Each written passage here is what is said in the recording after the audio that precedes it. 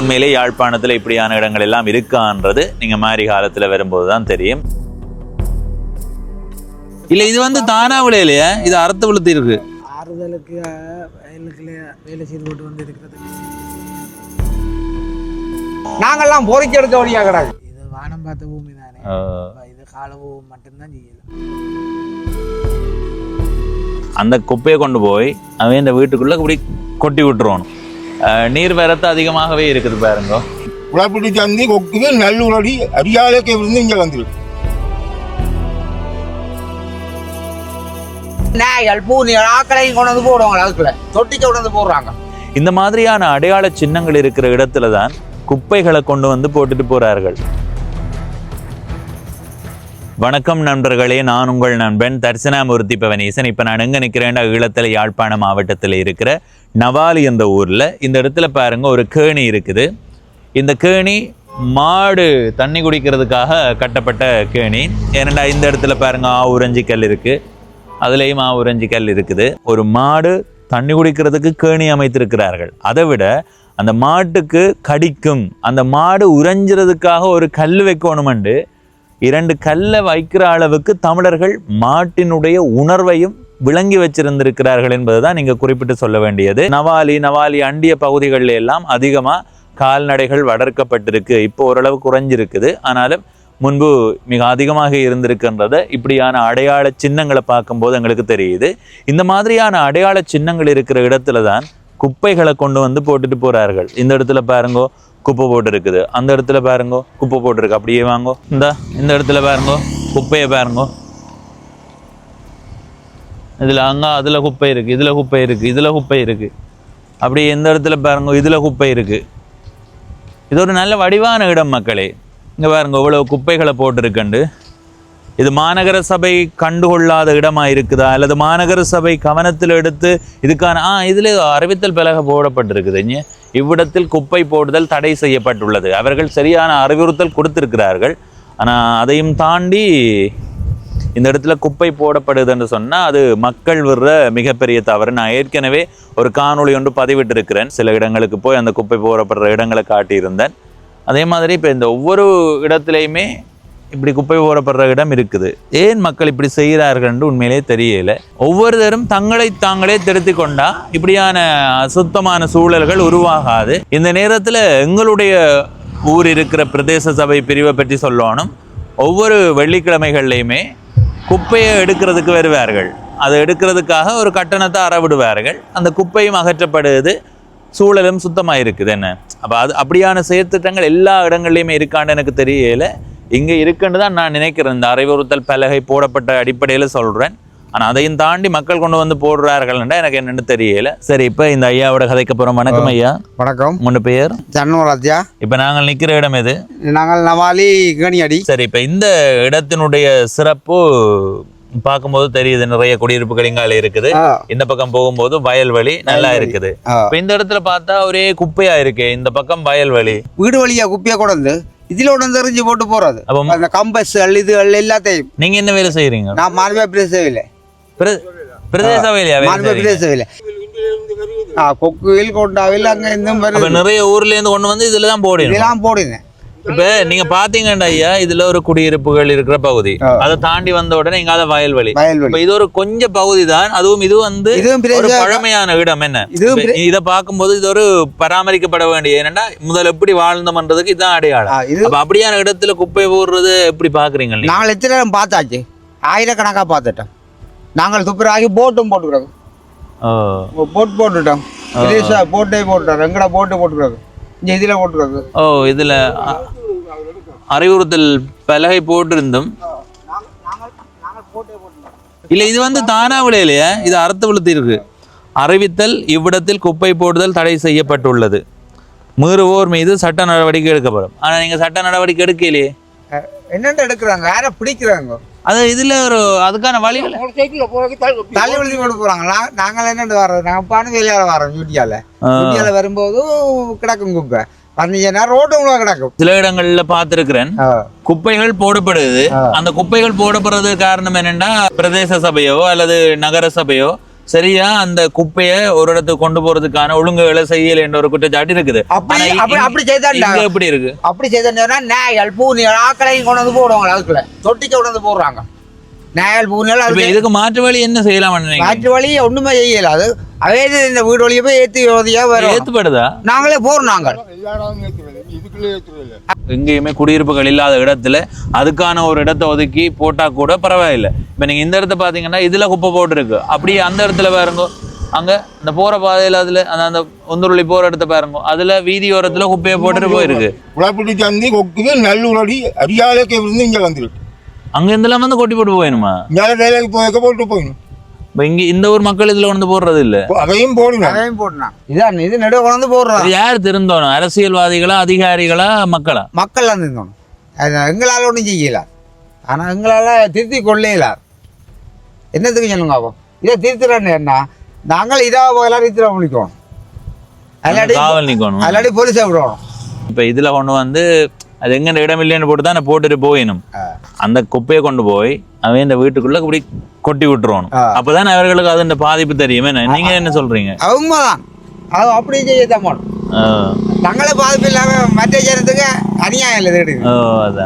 எல்லாம் இப்படி கொண்டு வந்து குப்பையா கொண்டு வந்து கொட்டி விடுங்கள். நாங்கள் என்ன செய்கிறோம்? நாங்கள்லாம் பொறுக்கி எடுக்க வழியா கிடாது. சொல்ல ரேட்டரை கொண்டு வந்து விட்டாலும் கொண்டு வந்து தருது வீட்டுக்கு வீடு ரேட்டர் விடுறோம். பேருந்து சொல்றேன் என்ன, நாங்கள் போடல. நன்றி ஐயா.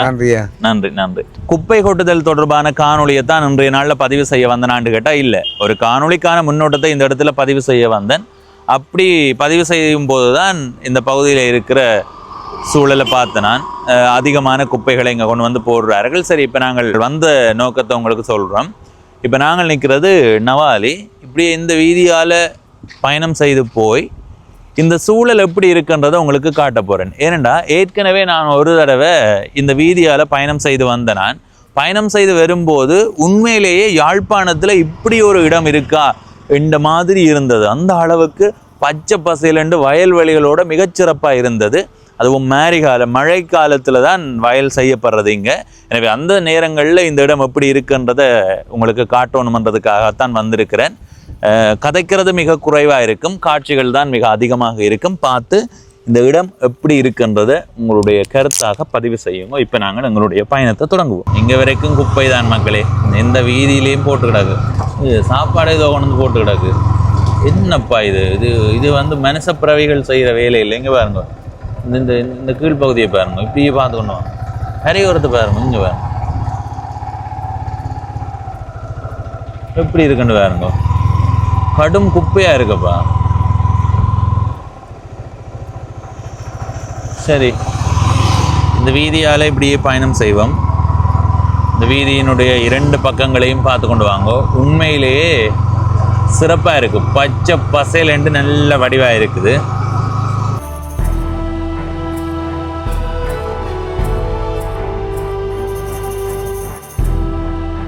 இது ஒரு குறுகிய பயணமாக தான் இருக்கும். இந்த இடத்தினுடைய காட்சிகள் அப்படி இருக்குன்னு பாருங்கோ. வலப்பக்கம் பாருங்கோ.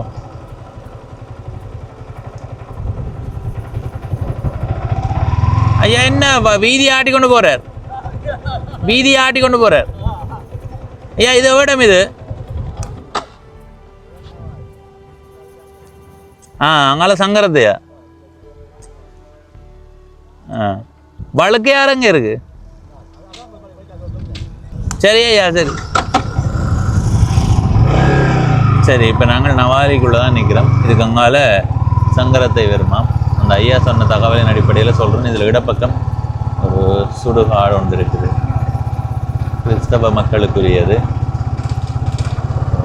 தெரியும். அதுக்கு அங்கால எரிக்கிற சுடலையும் இருக்குது. இப்படி இந்த வீதியால் போவோம். இதில் வேலை பக்கம் பார்த்து கொண்டு வாங்க.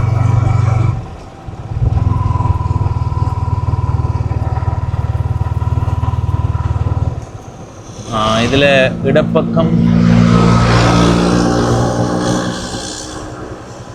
என்ன இது? சுடுகாடு தான். வழுக்கையாறு இந்து மயானம்.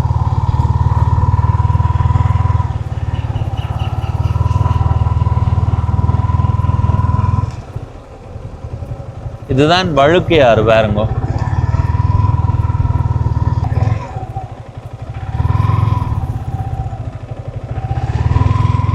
இங்கே பாருங்க ஆறு தண்ணி ஓடிக்கொண்டே இருக்குது. உண்மையிலேயே இந்த வழுக்கை ஆறு பகுதி மிகச்சிறப்பாக இருக்குது, நல்ல வடிவாக இருக்குது. இந்த மாதிரி காலத்தில் அதனுடைய தோற்றம் மிக ஈர்ப்பாக இருக்குது. அப்படியே வாங்கோ. இந்த இடத்துல வான் கதவு இருக்குது பாருங்கோ, திறக்கப்பட்டிருக்குது. 1 2 3 4 வான்கதவுகள் திறக்கப்பட்டிருக்கு. மொத்தமாக 6 இருக்குது, அதில் 4 திறக்கப்பட்டிருக்குது. நீர் வரத்து அதிகமாகவே இருக்குது பாருங்க.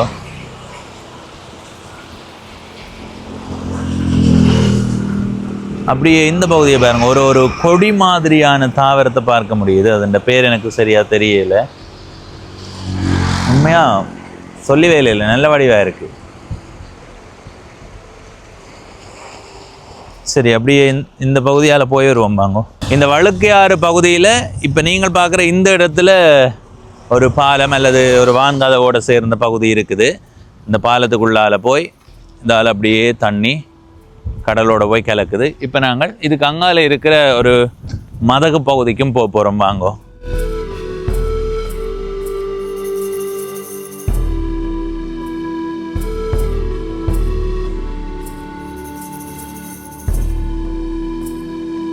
நீங்கள் இந்த இடத்துக்கு மழை காலத்தில் வந்தால் யாழ்ப்பாணத்தில் இப்படி ஒரு இடம் இருக்காண்டு யோசிப்பீங்க, அந்த அளவுக்கு சிறப்பாக இருக்குது.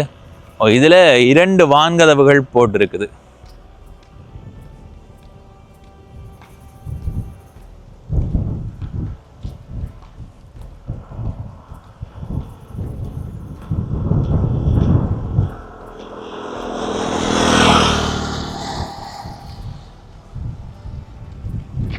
இதில் 2 வான்கதவுகள் முழுமையாக திறக்கப்பட்டிருக்குது. தண்ணி வரத்தை பார்த்தீங்களா? அடுத்தது இந்த பகுதியை பாருங்க, அங்கே எப்படி இருக்குன்னு இந்த காட்சி மிகச்சிறப்பாக இருக்குது, நல்ல வடிவாக இருக்குது. மொத்தமாக இந்த பகுதியில் 8 வான்கதவுகள் இருக்குது. இதில் 2, அந்த பகுதியில் நாங்கள் ஏற்கனவே காட்டின பகுதியில் 6, மொத்தமாக 8. சரி, அப்படியே நீர் வெளியேறுற பகுதியை பார்ப்போம் வாங்கோ. இந்த வீதிக்கு கீழால் இது ஒரு மதகுன்னு சொல்லலாம், அல்லது பாலம் பாருங்க. இப்படி தண்ணி வெளியேறி போய் இதால் போய் இந்த இடத்தை பார்த்து ரசியுங்கோ.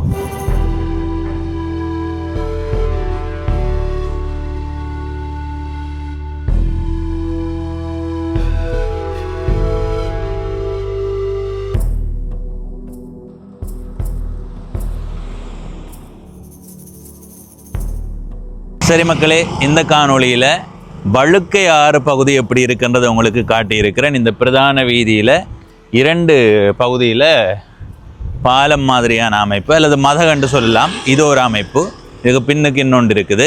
இந்த வழுக்கை ஆறு அல்லது இது ஒரு வாய்க்காலனும் சொல்கிறார்கள், வழுக்கை ஆறுன்னு சொல்கிறார்கள். இந்த வழுக்கை ஆறு இப்படியே போய் யாழ்ப்பாண கடல் நீரேரியோட சேருது, அதாவது கடலோட போய் கலக்குது.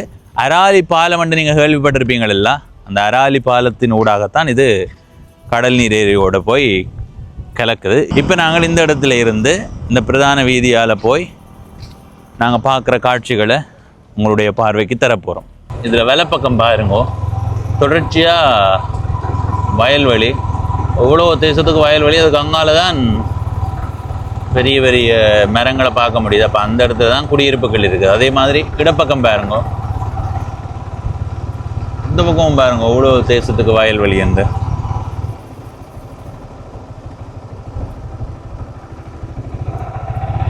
சரியா? அதே மாதிரி இதில் பாருங்க ஒரு மடம் மாதிரி இருக்குது. கூடுதலாக வாரவர்கள் இந்த இடத்துல இருந்து ஓய்வெடுத்து போகலாம். அதில் நிற்கிற ஐயாவோட கதைப்போம். இதில் நிறைய மாடுகள் மேய்ந்து கொண்டு இருக்கின்றன. ஐயாவோட கதைப்போம். வணக்கம் ஐயா. அதில் இருக்கிறது என்ன கட்டடம்னு சொல்கிறது? இங்கே பேர் என்ன பேர் சொல்கிறது? ஆறுதலுக்கு வயலுக்குள்ளே வேலை செய்து போட்டு வந்து இருக்கிறதுக்கு. எவ்வளோ காலம் இந்த? எனக்கு இப்போ 50 வயது, ஆனால் எனக்கு முதல்ல நீங்கள் சின்னப்படியான இருக்கும்போதே அந்த மடம் இருந்திருக்குது. இவ்விடம் சரியா சங்கரத்தை இப்போ இந்த வயல் எல்லாம் சங்கரத்துக்குள்ள வருமா இல்லை நவாலிக்குள்ளேயும் வருதா? இது சங்கரத்தேக்கில் பாலத்துக்கு அங்கால நவாலிக்கு வருது. இந்த வழுக்கையாறு இந்த வயல்வெளிக்கு ஏதாவது பயன்படுதா? வலிக்காறு மறைச்சு தண்ணி மறைச்சு வச்சிருந்தா இந்த வயல்வெளிக்கு தண்ணி நிற்கும். சரி. ஆனா இது வந்து சிறுபோகம் செய்யலாம் தானே? இங்க சிறுவோம் செய்யல. என்னடா ஏத்தத்துல இல்லையில என்ன தண்ணி? இது வானம் பார்த்த பூமி தானே, இது காலவு மட்டும்தான் செய்யல. அது சரியா. நீங்க எந்த இடம்? நான் சங்கரத்து. சரி. உங்களோட பெயர்? சுரேஷ். சுரேஷ். சரி சரி, நன்றி. உங்களோட கதைச்சதுல மகிழ்ச்சி. நன்றி. இங்காலையும் வயல்வெளி இருக்குல்ல, இதுக்குள்ள வலை பக்கம் திரும்பி ஒன்று உள்ளுக்கு. சரி சரி ஐயா, நன்றி நன்றி நன்றி. சரி, அதில் பார்த்த கட்டடம் தொடர்பாக தான் அந்த ஐயாட்ட கேட்ட நாங்கள். அந்த ஐயா சொன்னவர் வயல் வேலை செய்தவர்கள் ஓய்வெடுக்கிறதுக்கான ஒரு பகுதியாக, பயணம் போகிறவர்கள் ஓய்வெடுக்கிறதுக்கான ஒரு பகுதியாக இருக்குதாம்.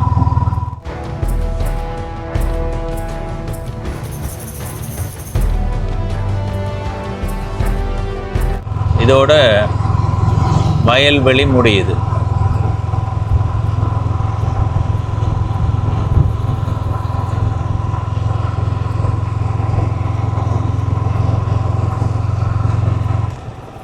இதில் விட பக்கம் பாருங்கோ, இதில் ஒரு கேணி இருக்குது. இந்த கேணி கோயிலோட சம்மந்தப்பட்டது என்று நீங்கள் நினைப்பீங்க. ஆனால் இது கோயிலோட சம்மந்தப்பட்டிருந்தாலும் இதில் பாருங்க ஆவுரஞ்சி கல் இருக்குது. சரி,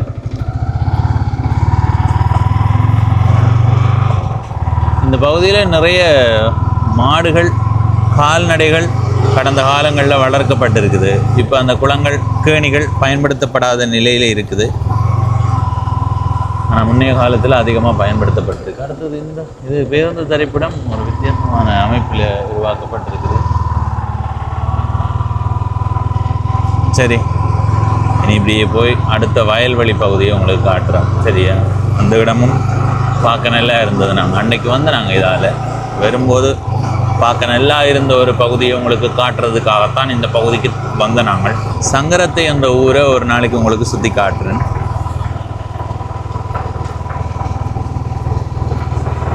இதில் வலப்பக்கத்தில் ஒரு குறுக்கு வீதி போகுது. அந்த குறுக்கு வீதிக்குள்ளே தான் நாங்கள் இப்போ போகணும்.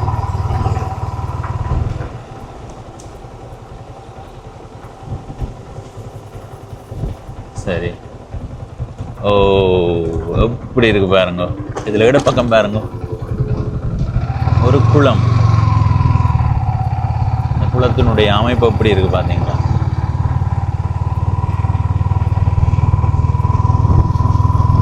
சங்கரத்தை குளம்.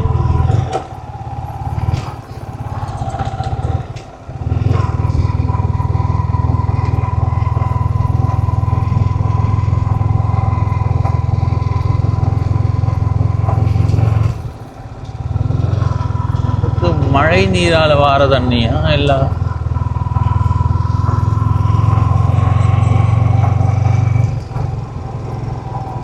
குளத்துக்கு பக்கத்தால் போகிற வீதியால் போவோம். எவ்வளோ தூரம் போகணுமெண்டா, நாங்கள் வட்டுக்கோட்டை வீதிக்கு போகணும். அதுக்காக தான் போகிறோம்.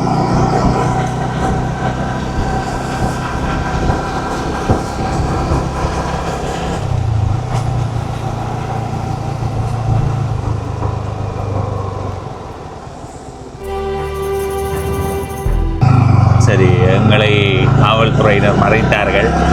எங்களிடம் ஆவணங்கள் இருக்கு என்று உறுதிப்படுத்தியதற்கு பிறகு எங்களை விட்டுவிட்டார்கள்.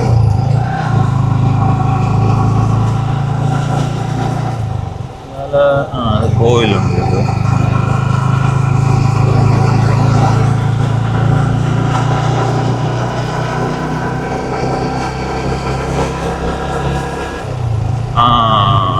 இப்போ வார வயல்வெளியை பாருங்க. இந்த வீதியால் பயணம் செய்கிறோம். அப்படியே மேலால் பார்த்து கொண்டு வாங்க. அருமை அருமை.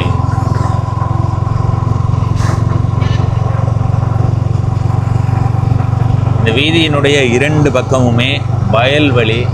உண்மையிலேயே இந்த இடம் மிகச் சிறப்பாக இருக்குது. மழை பெய்யும் போது இந்த இடம் இன்னும் வடிவாகும். ஆனால் மழை பெய்யக்க நாங்கள் பதிவு செய்ய முடியாதே, அதான பிரச்சனை.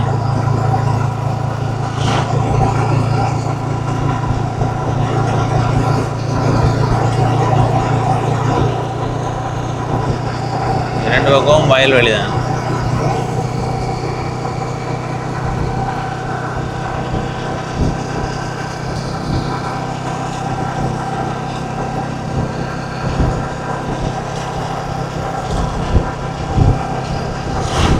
மழைக்காலத்துல யாழ்ப்பாணம் எப்படி இருக்குது பார்க்கலாமா பிரெஞ்ச்? இதுல வேலை பக்கம் போவோம்.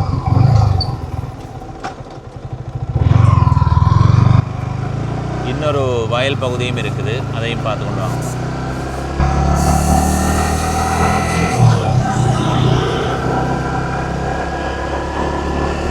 இந்த பகுதியும் பாருங்க எப்படி இருக்குண்டு. ஆஹா,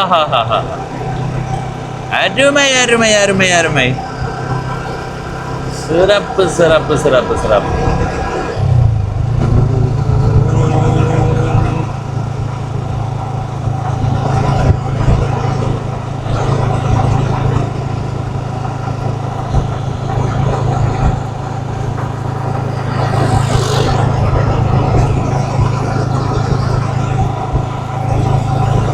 இந்த வீதியினுடைய இடப்பக்கமும் வயல்வெளி, இந்த வீதியினுடைய வலப்பக்கமும் வயல்வெளி.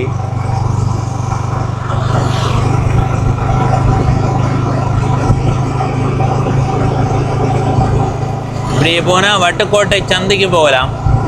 அந்த பகுதியோடு எங்களுடைய காணொளியை நிறைவு செய்ய போகிறோம். இந்த பகுதி எப்படி இருக்குன்னு உங்களுடைய கருத்தை பதிவு செய்யுங்க.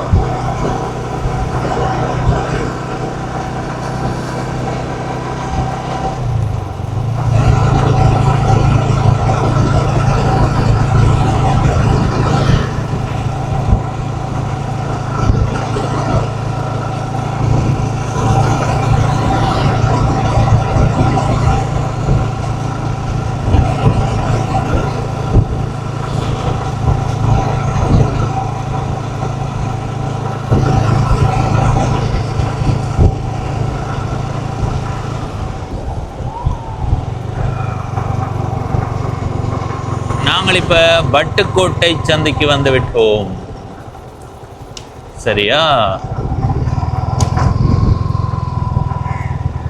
இப்போ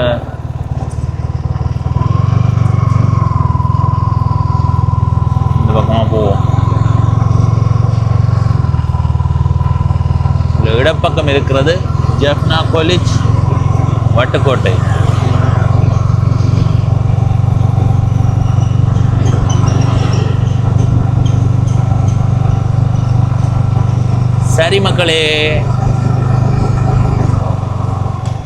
சரி மக்களே, இன்றைய நாளில் இந்த காணொளியில் யாழ்ப்பாணத்தில் நவாலி என்ற ஊரில் இருந்து அப்படியே பயணம் செய்து வட்டுக்கோட்டை வரைக்கும் வந்த நாங்கள் பார்த்த பச்சை பசேல் என்று இருக்கிற அழகிய வடிவான காட்சியை உங்களுக்கு காட்டியிருக்கிறோம். இந்த இடத்தை பார்த்த நீங்கள் இந்த இடம் பற்றிய உங்களுடைய கருத்தை பதிவு செய்யுங்கோ. வன்னி அழகு என்று சொல்லுவோம். வன்னி வயல்வெளியோடு அப்படி அது அழகண்டா வன்னி தான். அந்த வன்னியினுடைய அழகினுடைய ஒரு 10% இல்லை, ஒரு 5% யாழ்ப்பாணத்தில் இருக்குன்றதை இந்த மாதிரியான இடங்களுக்கு பயணம் செய்யும்போது அவதானிக்க முடியுது. உண்மையிலே யாழ்ப்பாணத்தில் இப்படியான இடங்கள் எல்லாம் இருக்கான்றது நீங்கள் மாரி காலத்தில் வரும்போது தான் தெரியும். வன்னி என்று நீங்கள் எடுத்துக்கொண்டால் சிறுபோகம் பெருபோகம் இரண்டும் செய்வார்கள். இங்கே பெருபோகம் மட்டும், அதாவது மழையை மட்டும் நம்பி செய்கிறதுன்றதால நீங்கள் மற்ற காலங்களில் வந்தால் அதனுடைய அழகு தெரியாது. மழை காலத்தில் மட்டும்தான் அந்த அழகை உங்களால் உணர முடியும். அந்த அழகை உங்களுடைய பார்வைக்கு தந்திருக்கிறேன். இந்த காணொலியை பார்த்து உங்களுக்கு நன்றிகள். இதுவரை பவனீசன் என்று இந்த யூடியூப் சேனலை சப்ஸ்கிரைப் செய்யாதவர்கள் சப்ஸ்கிரைப் செய்து பக்கத்தில் இருக்கிற மணி பத்தன் வெள்ளாய்க்கானை அழுத்தி இணைந்திருங்கள். அப்போ தான் நான் போடுறேன் ஒவ்வொரு காணொலியும் உங்களை வந்து சேரும். நன்றி, வணக்கம்.